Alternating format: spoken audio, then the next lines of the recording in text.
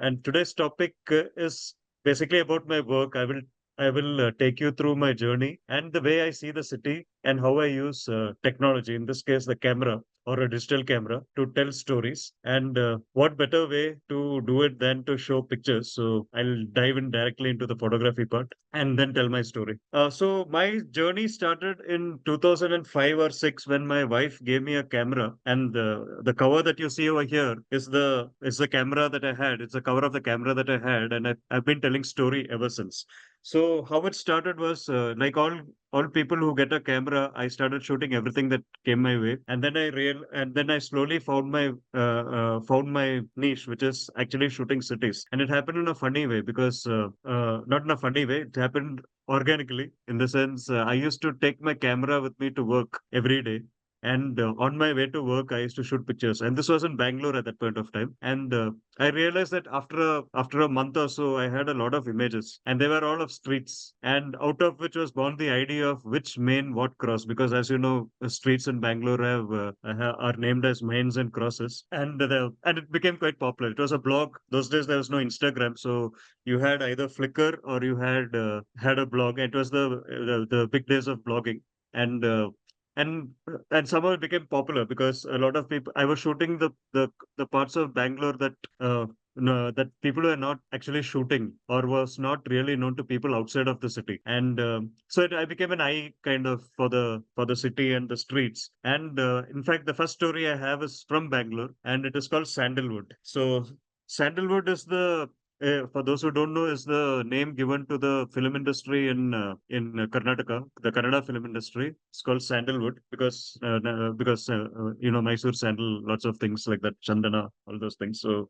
and Sandalwood in Bombay, just like how we have our Juhu, Lokhandwala, the film industry in Karnataka or Kannada film industry is based out of a place called Gandhinagar. So Gandhinagar is in the heart of the city of Bangalore, and it's filled with houses with offices of production homes. And it was also the place where once upon a time, until the 1980s, you would have 100 odd theaters that played movies all the time in different languages, mostly Kannada. And it was like every time every time a show gets finishes, the streets would fill, and then again the streets would go empty. It used to be a hotspot. It's like something like a Galaxy Gate into 100 times. So that was basically the place. And these images were shot sometime in 2008, 9, 2007, 8, sorry. And it is from Gandhinagar. And this is the last final phase of the single screen theater boom. In the sense, if you go there now, it's not as the number of theaters have reduced, the multiplexes have taken over, half the screens have closed down. And so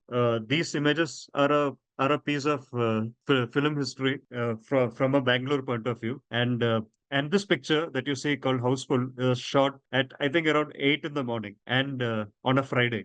This is the Friday, first day, first show, and the tickets are already sold out. And since it was sold out, somebody's done a puja and a garland, and they were celebrating it. And that's a Sudeep movie, if I remember right. And so what I used to do was I used to go on a Friday morning and walk around Gandhinagar and check out what happens on a Friday morning when movies are releasing, especially when there are big ticket movies. So when you walk around, you see this is Dr. Rajkumar, who's the Amitabh Bachchan or Rajnikant or MGR of Kannada film industry. If you go to Bangalore now, these images will be replaced by those of his son Puneet Rajkumar, who is more popular now and a bigger, and who also became a star. But his father was a way bigger star. And these images are from the generator trucks, the vans, the generator vans that are used for shoots. So these images are from there, which are parked on the streets. So you have Dr. Rajkumar there, and then you get pictures of film stars that the fans can buy. These are the stars of those days, even ever popular, including Puneet Rajkumar. You can see there as a boy, and you find posters of the latest movie that's playing, and as usual, a South Indian film star will have a weapon in his hand.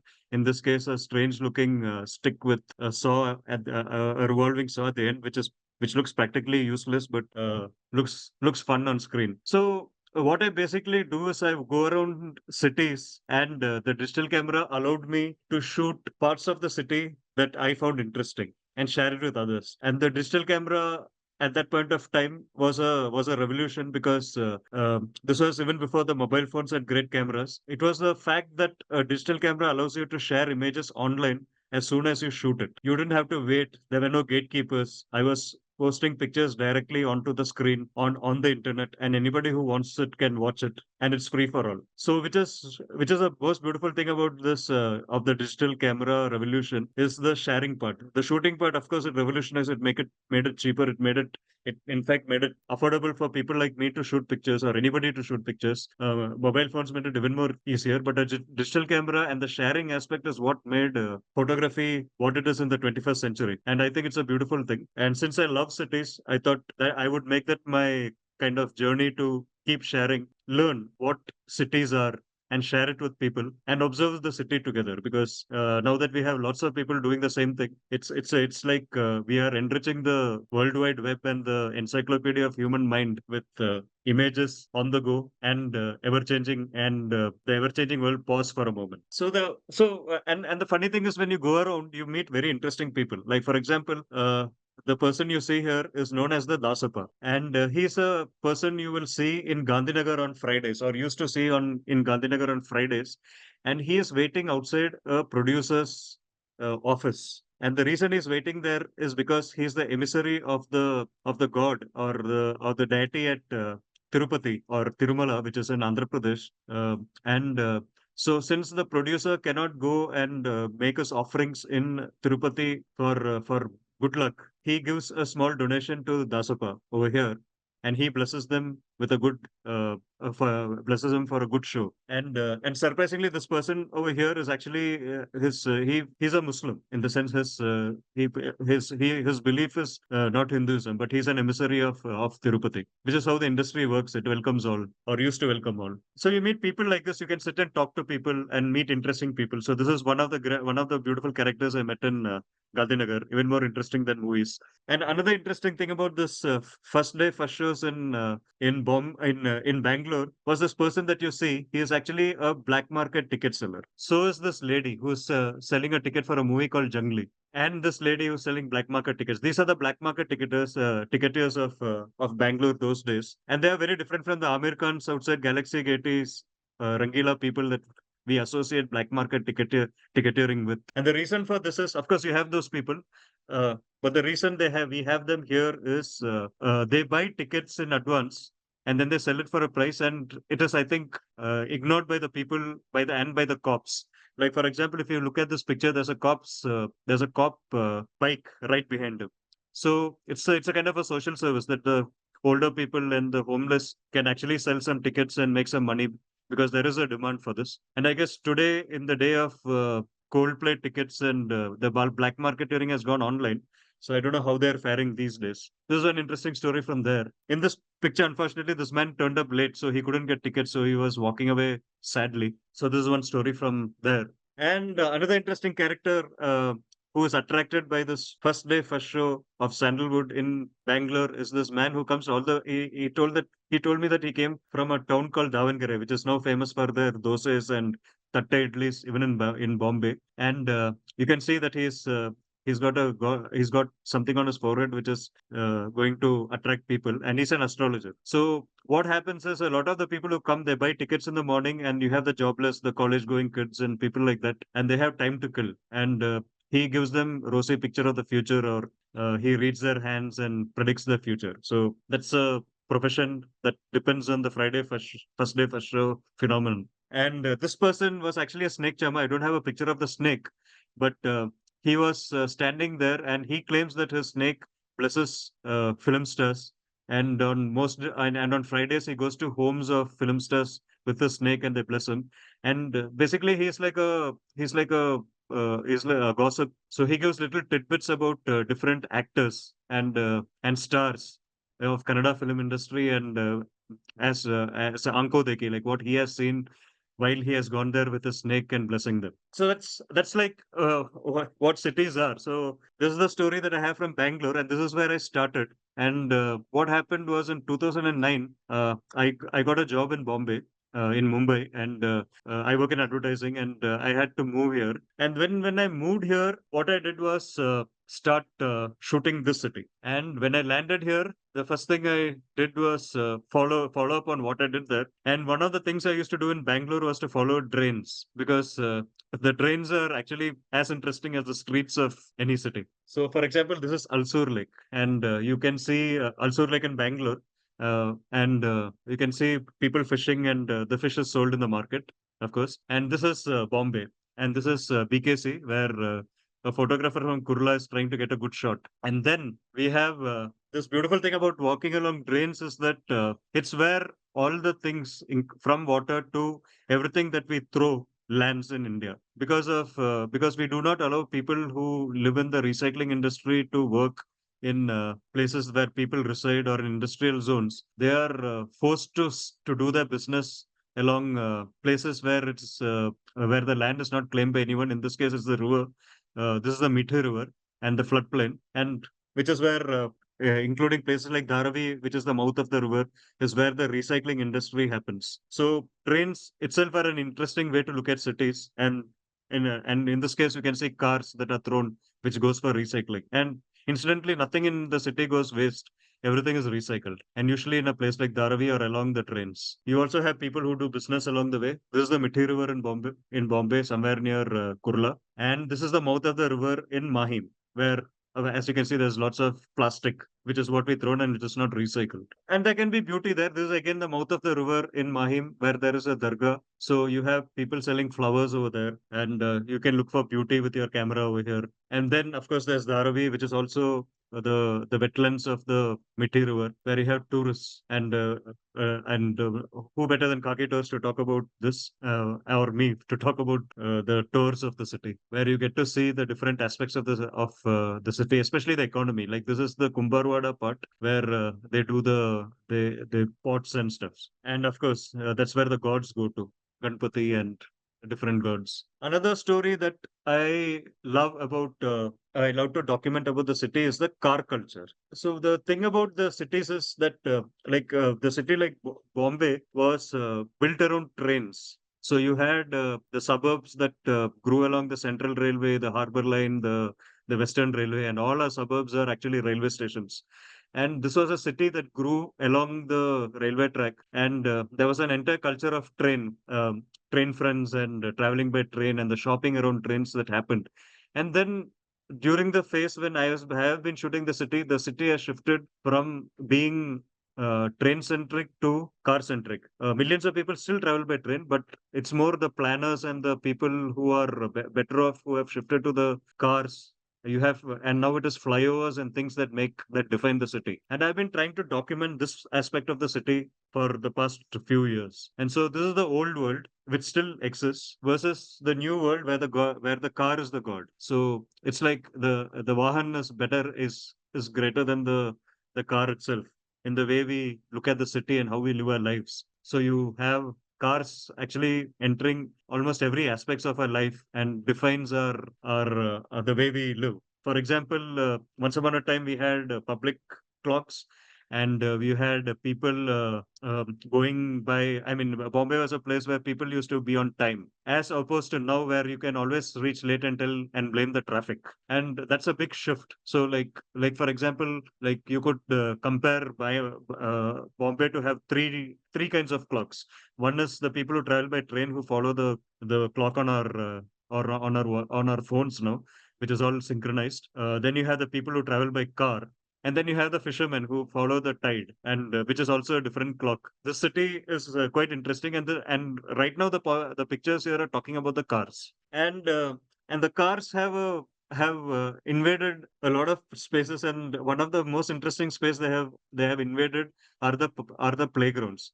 So you have playgrounds now which have been converted to car parks. Wherever you go, you see cars parked where people used to get together and have a social life that has been completely replaced by cars these days. Where changing with the times are I don't know if you have been to the Bao Museum in Bombay, which is the closest thing we have to a Bombay museum, and you would have seen that they have one entire section devoted to the original communities of Mumbai.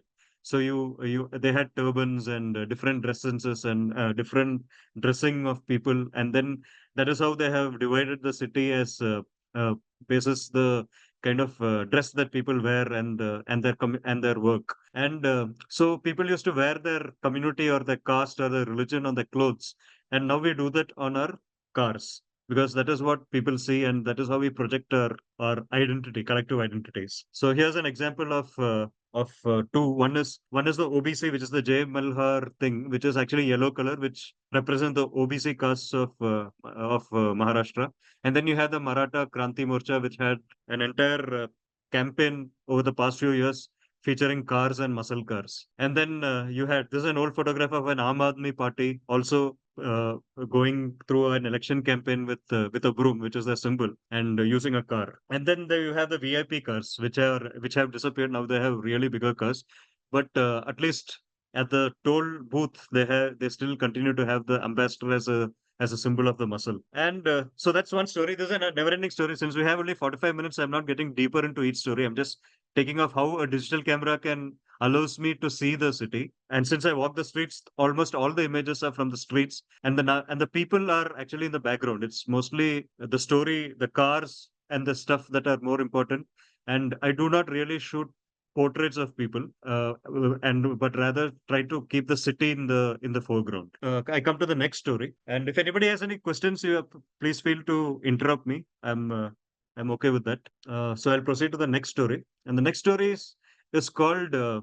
I call it the Arm Artist Gallery, which is basically the art of the common people. So the reason I started doing this was because I work in advertising, and I also see how vinyl printing and computer graphics and the fonts that we have on computers have changed the way our public spaces have.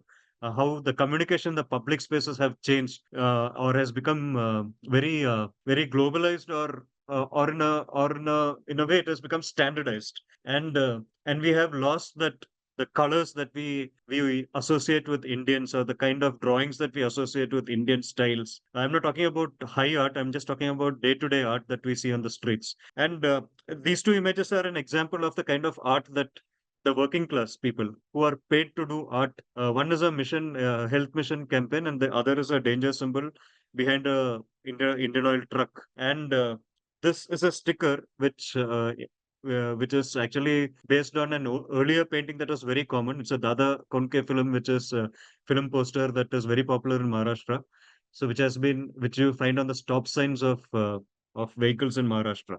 This is the art. So I wanted to bring alive the stories of how we see art as Indians and how we create art as common people, and the kind of wall art that we see on the streets of Bombay, which and if you look closely, you can see that the colors we use are also kind of very Indian and not what you see on computer screens, which invariably happens when you use vinyl prints and stuff like that. And here's one interesting thing that I have noticed on my works, which are the our signatures. So, like all of us have signatures, but we use only words. Whereas these are the signatures of the transgender community in Bombay, and in fact the whole of Deccan these days. You go to Hyderabad, Bangalore, any Hubli, any city that you go to, you see these outside shops, especially around Diwali, or if there's been a wedding, or if there has been a childbirth in a house and stuff like that.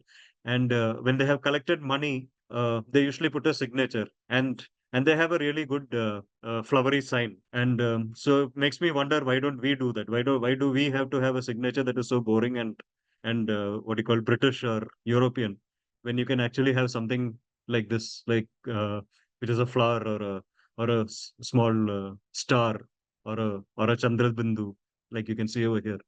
So this is the transgender signatures of India, and this kind of signature and signs are not restricted to them, to a particular community. This is actually a symbol from Navi Mumbai's NMMC, which is the municipal corporation, and you find this along the drains of Navi Mumbai, and it represents the GF here stands for guppy fish, and the reason is somebody has in 2022 has or one of these days they have put guppy fish in the drains of Navi Mumbai, which is actually in the tidal zone, to eat the larvae of mosquitoes. So it is a mosquito control device, and they use the signature to symbolize the thing. So when you walk around with a camera, I mean, I would never have noticed this if I had gone without a camera. The camera allows me to kind of suddenly look for stories, and then I go and analyze what the hell is this fish doing on this drawing, and then I dig around and I get to the story that yeah, there is and GF stands for guppy fish, etc., etc. And here's a drain in Navi Mumbai, and with a similar drawing. And yeah, so that's one story that I have. So which is about the art of common people. So I'll move on to the next story. And this is another pet project which is about how our cities are growing.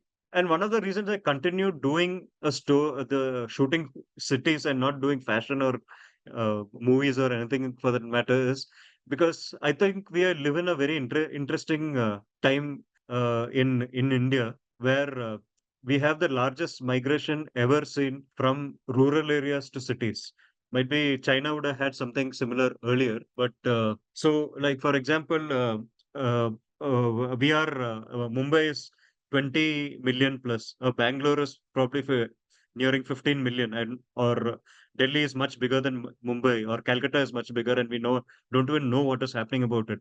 And we are going through such a big migration, so many changes, and we do not have the kind of documentation or as this change is happening from a visual point of view. Or there are thousands of people shooting, of course, but it is nothing compared to the kind of documentation that we require. And that is where I think a digital camera and using the internet to share stories, and then might be if you're a researcher, then you can take it to another level and do scientific studies and real in-depth studies.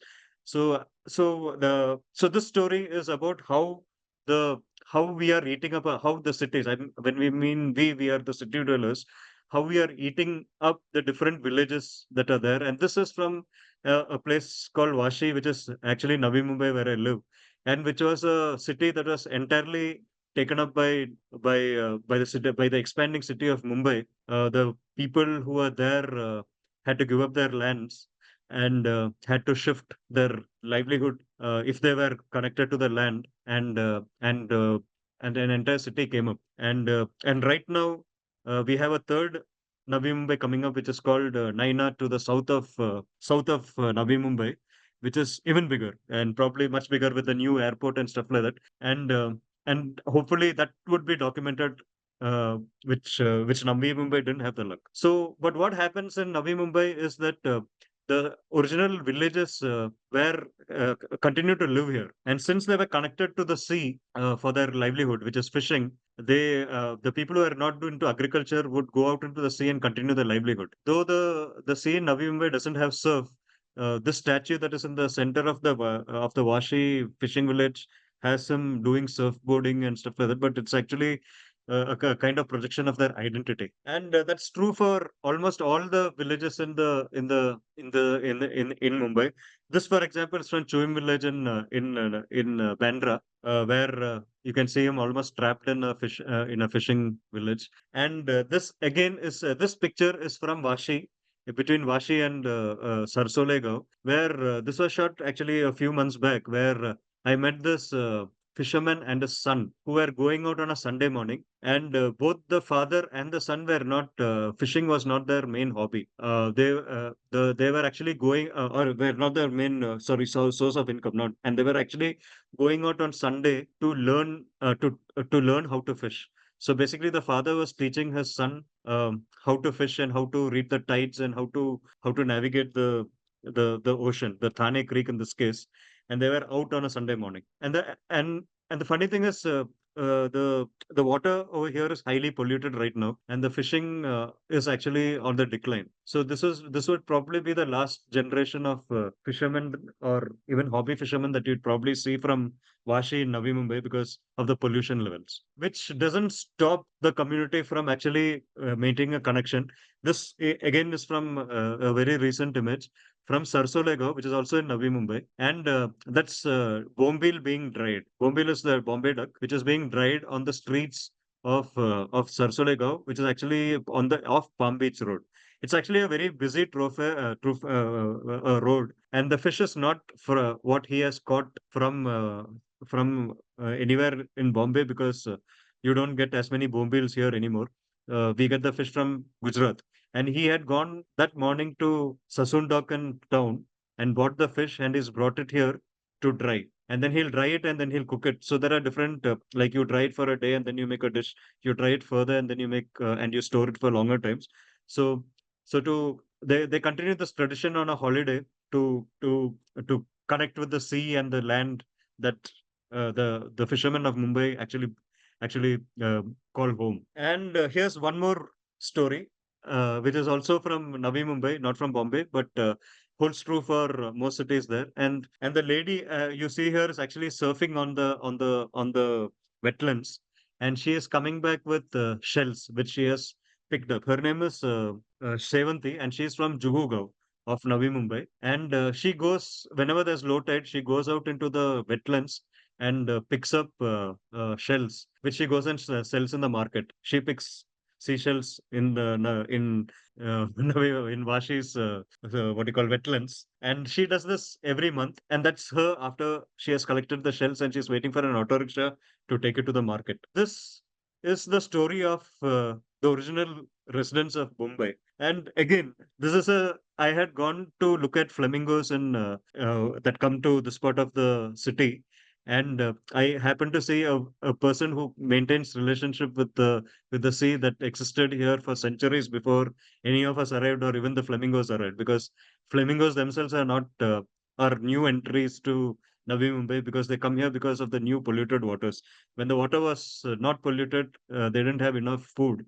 And now that the water here is polluted, they get enough food, and which is why they come here to Mumbai. So the documenting something like this over a long period of time allows us to kind of compare past, present, and probably the future, or map the future because of what we do with the camera. And here, this is from Chewing Village in Bandra, and you can see that bridge in the background where which is going to change the skyline. So the last of the unhindered view from Chewing or Bandra, or from Mannat, which is Shah Rukh Khan's house. And but the stories of the villages that rely on agriculture is quite sad, because this is from Desai village, which is one of the villages that has been eaten up by the expanding Bombay cities.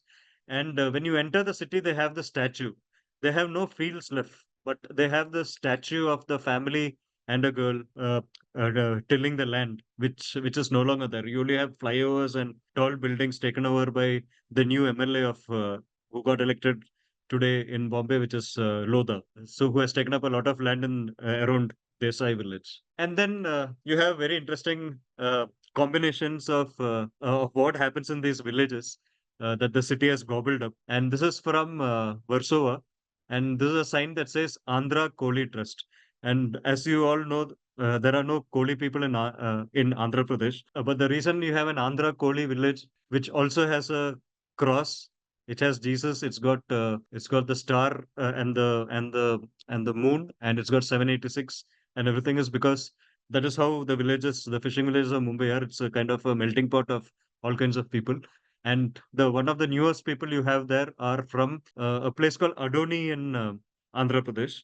Adoni is between Guntakal, near Guntakal or before Guntakal and Raichur. People from there come here when they do not have agriculture, except during monsoons. They work in the fishing villages of Warsaw. They do the labor, and the original coolies are the fish owners. And the fishing boats usually do not fish around Mumbai, but they actually go off the coast of Gujarat to catch fish, because our waters are too polluted. And they bring it back here, and the fish is exported usually. And then you have factories and stuff like that.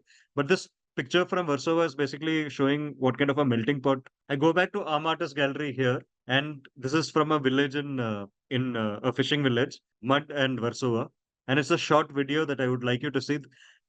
Unfortunately, the music will not play, so you'll not hear any music, but the video will play right now. So these are signatures and symbols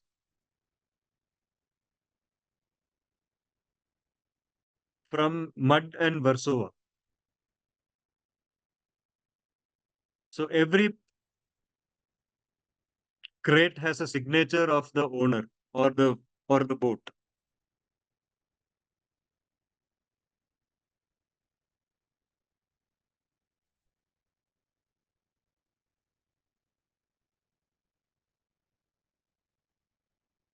Is the video playing? Yes.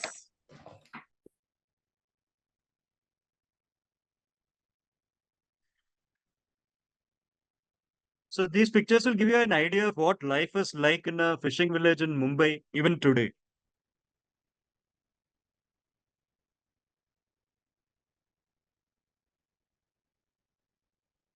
And the interesting thing is these places are open for all of us to go. You just have to go for an evening walk over here. And these are the sights that you see.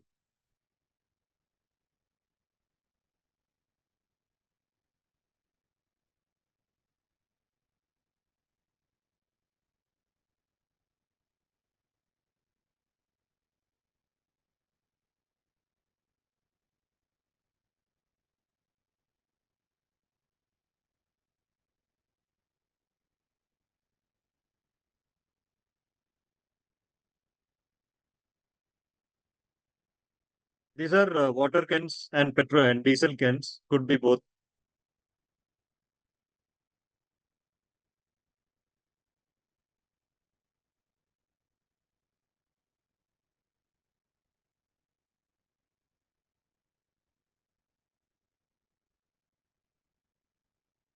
That's Divya Datta. I don't know whether it's the film star, but that's the name of a boat in this case.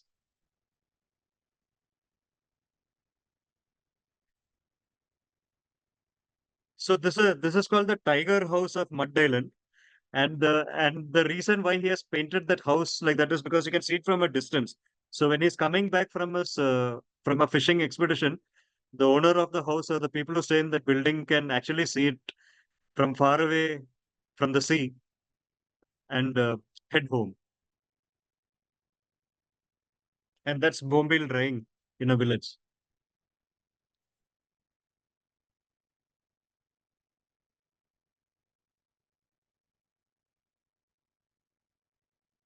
And I ask you, if you're in Mumbai, I think you should go there and spend your time there. It smells, but it's quite good. And then this is the flip side of Mumbai, where this is the same place during the monsoon. So in Mumbai, we call this you must have all heard, it's called the sea spitting. And all the plastic that we throw into the sea comes back onto the beach. And it's cleaned up quite a few times now. But if you go there early in the morning, this is what the beach of Mumbai looks almost like a Blade Runner. I mean, if Delhi has its smog, we have our plastic. It's just all the things that we throw that is lying on the beach. And that got me to an interesting project because I work in advertising and I look at things from a brand point of view. So I thought like, see, there are lots of brands that are there in this on our beach. So let's see what are the most popular brands and what are the brands that we use. And I thought it was a great way to figure out which are the best brands or which are the popular brands of India that people use. So here are the super brands of Juhu.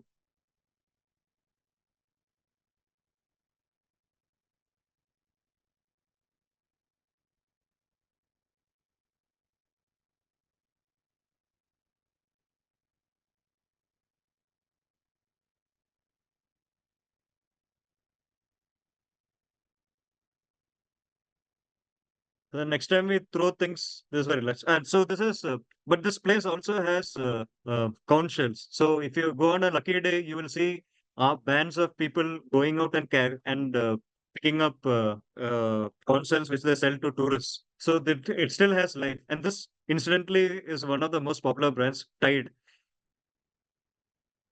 There's Surf,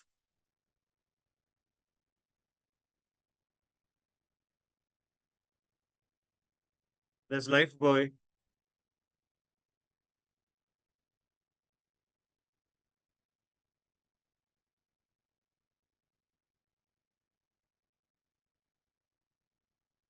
So they were named by sea and sailors because in the old days, uh, sailors used to wash their clothes, and of course they wear white also. They used to wash their clothes in hard water because they were at sea, and they would like the water to lather, and hence the brands always have Surf or Tide or any of these names. And then there's salt also, of course, Tata salt made from sea salt. I don't know the origin of the word Rin, but yeah.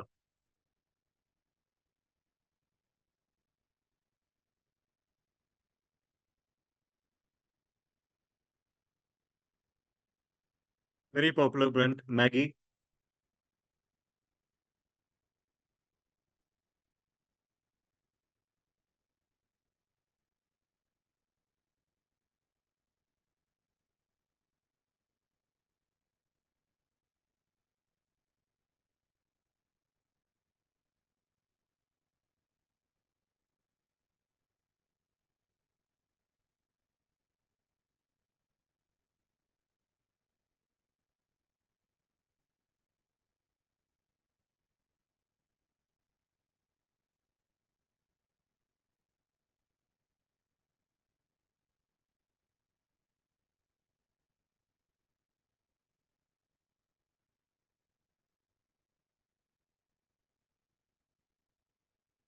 What is the most popular milk brand in western suburbs? Mahanand.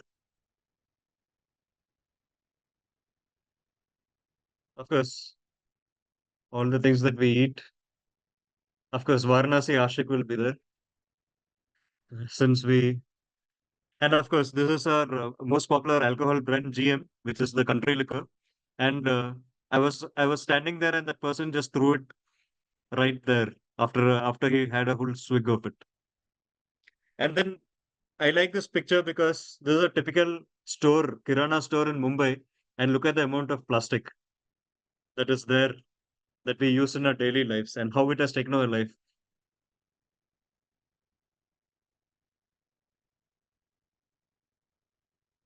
So that's the super brands of Mumbai and made with our contribution. And then I come to the final story for today.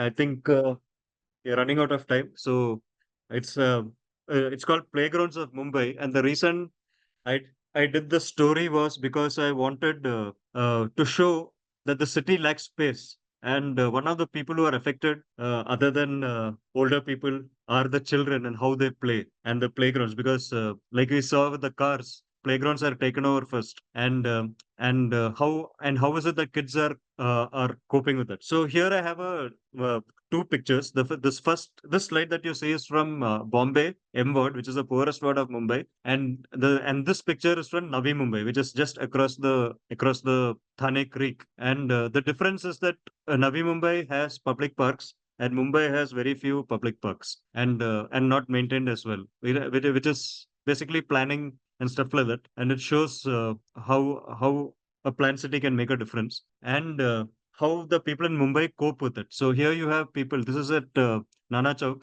Somebody's actually flying a kite on one of those flyovers or sorry, skywalks. And then you have kids learning to skate on the streets of South Bombay. This picture is actually from Bangalore and not from Cotton Pit in Bangalore and not from Mumbai. But this was the playground of a school, and it was a huge school. And the only what they called playground was this one seesaw. And this is Bombay. This is from M Ward, which is again one of the poorest wards of Mumbai, where and they're playing rugby. So there are NGOs who get kids together to play games, and this NGO was promoting rugby game among children. And then there's a Shivaji Park, where which is one of the popular parks in Bombay, and where people like Sachin Tendulkar and Rohit Sharma are born. So these are parents waiting over there, and which has been taken over by soccer. And the skid on the left that you see is actually he works in one of the restaurants, Udupi restaurants in Dadar, and he comes to play during his break shift, which is in between the lunch and dinner, and he plays football over there. And then you have girls playing, which is something that you rarely see in Bombay because it's a completely male zone. Because you rarely see girls or you see fewer girls in large public parks. And then this is a Fridays, madrasas in Bombay have holidays on Friday, so the kids go out and play in the parks because the Friday it's empty. And these are the cricket stumps. And then this is the park in Parel, which is where you see Coco. The government wanted to build a swimming pool there, and this is Naray Park, and people in the area actually protested, and they got that swimming pool, which would have denied access to all, and probably kill games like Coco and Kabaddi. And so this is a game from there in progress. And this is from Chinchpokli, where they have a Kolhapur style wrestling akhada. And this is from M Word again, where the children are the most inventive. So they don't even have seesaws in the parks, so they make their own seesaws on the streets of Bombay. So these are actually the seats of auto rickshaws, the rare seats. They have taken it and decided, and those sticks you see are used for putting umbrellas. When you have a shop, you tie an umbrella to it, and you sell things. So they've taken stuff from the streets and created their own playground or playthings. And of course, some of these games still survive on the streets of Mumbai, especially in the poorer parts, because the rich people do not have. I mean, the kids do not play, or they play in safe spaces, or pay, or they have enough money to pay to play. That's a football that they were playing with, and the little games like Lagori and stuff, Gilli Danda, Lagori, and different games. And then public spaces during election time, just before elections, the parks are taken over by cricketers because politicians give out large sums of money as gifts to cricket teams, and it's a great way to mobilize young people and young voters. And then this is from Nagpada. Nagpada has an NBA had an NBA sponsored basketball court because uh, that court produced a lot of basketball players.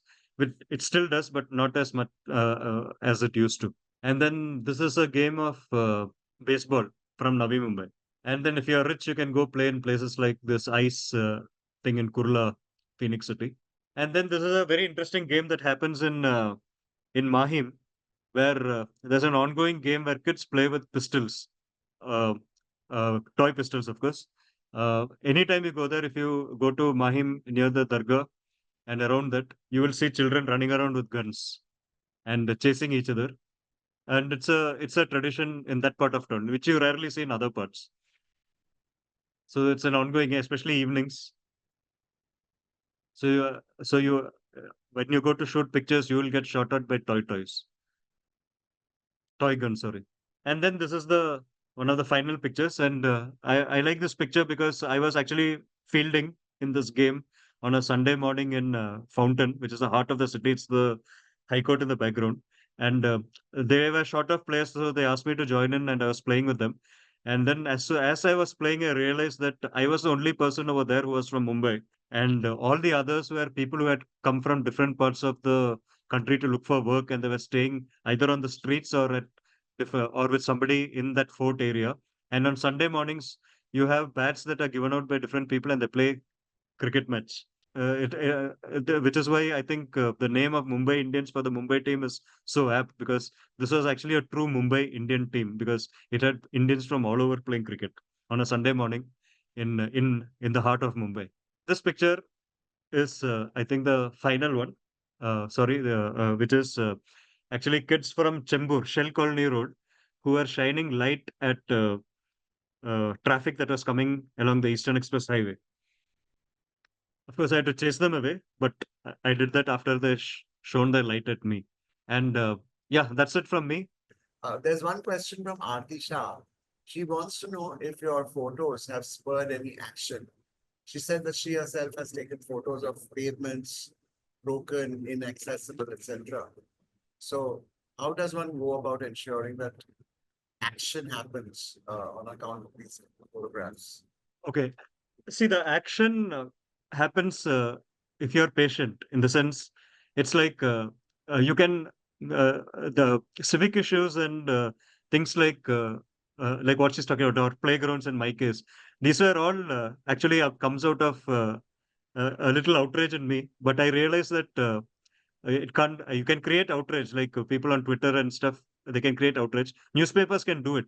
But what we can do is to shine the light on the issues by sharing images and stories, so that people who can do something about it, like newspapers who can amplify it, or politicians or people can kind of pick it up from there. So it's like democracy, where you create a small ripple and hope that a wave forms by by by people who also notice it and then create a noise.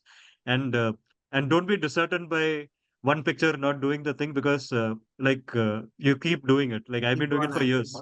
Yeah, I mean, it's look at it as a kind of civic duty, that you are speaking Like you can vote once in 5 years or one like if it's BMC once in 20 years, but because they don't conduct elections, but at least you can raise your voice every day, or if you have a photograph, you can raise 1,000 words instead of one. So I think the idea is to add to the noise or add to the visual, uh, what do you call, thing that at least we are watching you.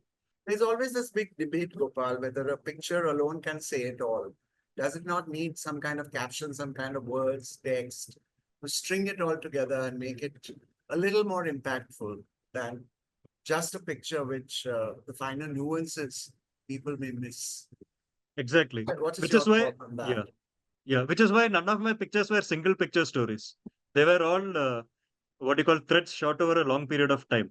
So in my case, like I post actually individually each of my images are kind of simple everyday pictures. But even then, I have people who follow me on Instagram and places like that. Especially journalists and people like that. The reason that happens is because like if you have an issue, like say if you're talking about wheelchairs or accessibility. Now, if I decide, I think there are people over here who do that. I see Mandar and people like that who actually tell stories like this on a long time basis. What they do is they create patterns. In the sense, I use hashtags on Twitter, for example. Like all of these are hashtags. Like if I say a walkable city, a hashtag called walkable cities, and I keep posting it over a long time, over a period of time, people who need to notice form that pattern, and it is you can create that pattern for people to notice it, and they do. So which is why you have to keep at it. Like if you're using a digital format on the internet, even if there is a lot of noise happening and many things uh, fighting for your attention, if you can create stories and patterns, it will be noticed, and it takes time. And which is why, and what is a hurry? I mean, it is it's not like you want if it is noticed fast, well and good, but if it takes time, might be it will have a deeper impact. Okay, everybody, thank you so much for attending. Thank you, everybody who attended too. Thank you.